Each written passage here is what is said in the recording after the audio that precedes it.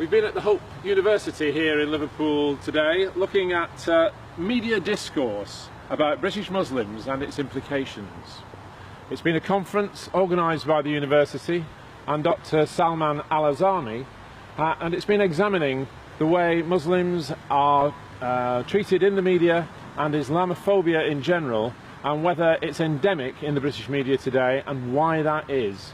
I spoke to a number of the contributors to the conference and we got some very interesting insights. This conference was to bring together the stakeholders, the three stakeholders of religion in the media debate, academics who work on particularly Muslims in the media, the Muslim community and also other faith communities who are affected by the representation of the media, and of course journalists, to talk about the way, the language in particular, because I'm a linguist, so I published a book called Religion in the Media, a Linguistic Analysis. So the purpose is to see if we can talk, if we can think, because what happens normally is the academics write and publish, and that's it, they go on their next publication, we go up with our academic ladder of, but how does our research actually affect the real people? For example, gender issues in Islam always comes up in the media.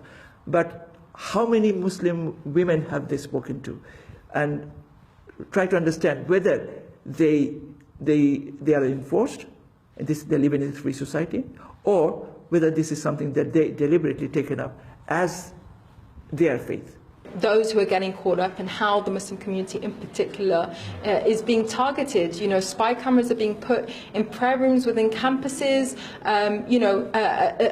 When we know that there are countless attacks as people are walking home from school, dealing with verbal abuse in relation to a climate of total hate, particularly following the EU referendum. So these are questions that need to be addressed, and people obviously want a solution to questions around security. No change comes without some external pressure, so nothing's going to change unless there's some sort of formal boycott. When things are so offensive for Muslims in the Sun, when lies appear, when retractions to those lies appear on page 40, under the obituaries that nobody reads, when the Daily Mail day in, day out goes out to slander mainstream and productive organisations, you then have to say, don't read it. I think it's time that we turn our back on those mainstream in the way that Liverpool did with the Sun. Diane Abbott spoke only yesterday about the difference between when she first became an MP and people having to write to her, walk into the to the post box to send in hate mail. Now all they have to do is log on and find the nearest Wi-Fi hotspot.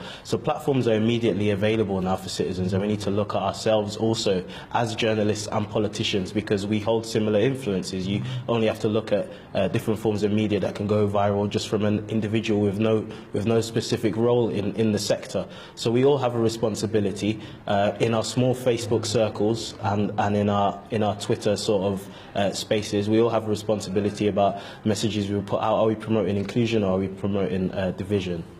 As a result of the meeting, consideration is being given to forming a national campaign group. If that happens, it will have been born here in Liverpool. Chris Johnson, Liverpool Today.